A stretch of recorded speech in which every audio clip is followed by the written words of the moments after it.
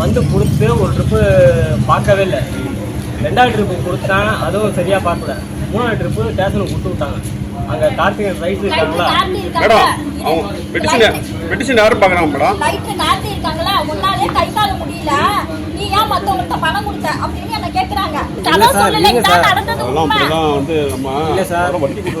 வட்டிக்கே முடியல, வச்சிருந்தா செலவாயிடுன்னு ஒருத்தவங்கள்ட்ட கொடுத்து வட்டிக்கு நான் கொடுக்கலையே. நான் வட்டிக்கு கொடுத்தேன்னு உங்கள்கிட்ட சொன்னா நான் வட்டிக்கே கொடுக்கல. எதுக்கு வட்டிக்கு கொடுத்தேன்? நான் வட்டிக்கே செய்யல. ஒரு இடத்துலயும் பஸ் ஸ்டாண்ட்ல ரோட்ல கீழே வரவில்லை. எங்க அம்மா கை கால் எங்க அம்மாவுக்கு வலிப்பு வரும், எனக்கு கை கால் என்ன பாவப்பட்டு கட்டிட்டு 2 வருஷமா வேலைக்கு சாப்பாட்டுக்கு பெருமாள் கோயில்ல பெரிய கோயில்ல அங்கதான் சாப்பிடல.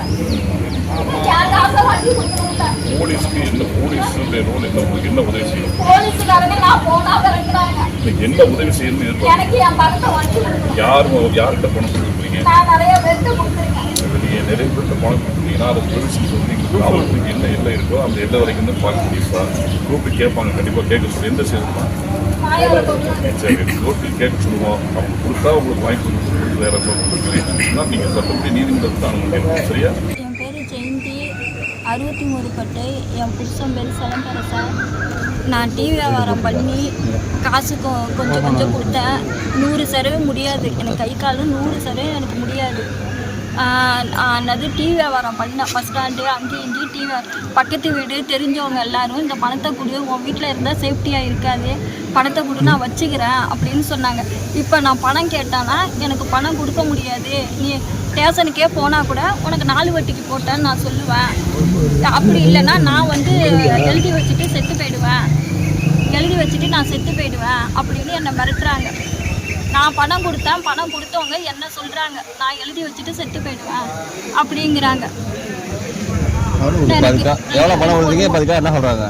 3 லட்சத்துக்கு மேலே தான் கொடுத்துருக்கேன். ஒருத்தவங்கள்ட்ட 50,000 ரூபா ஒருத்தவங்கள்ட்ட இருக்கும், ஒருத்தவங்க 20,000 ரூபா, ஒருத்தவங்க 25,000 ரூபா, எல்லாம் சேர்த்து 3 லட்சத்துக்கு மேலே தான் என் பணம் இருக்குது. ஆனால் யாரும் தரமாட்டுறாங்க. அதுக்காக என்ன செஞ்சிருக்கீங்க? நீங்கள் போலீஸ் ஸ்டேஷனுக்கு போனேன், FCRஸுக்கு 9 தடவை வந்துட்டேன். யாருமே எனக்கு எதுவுமே எடுக்க மாட்டாங்க. எனக்கு எல்லாருமே சேர்ந்து எனக்கு பணத்தை வாங்கி கொடுங்க. இன்னைக்கு என்ன சொல்லிருக்காங்க வந்ததுக்கு? இன்னைக்கு வந்ததுக்கு எழுதி கொடுத்துருக்காங்க. எனக்கு நம்பிக்கையே இல்லை. 9 மாசமா அலைஞ்சேன், இப்போ கூட எடுத்துட போகிறாங்க.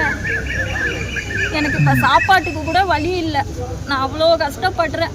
உள்ளபடி எனக்கு பெரிய கோயில் பெருமாள் கோயில் தான் எங்கள் 2 பேருக்கு சாப்பாடு போடுது. என் பணத்தை எப்படியாவது சேர்ந்து எல்லாரும் வாங்கி கொடுங்க.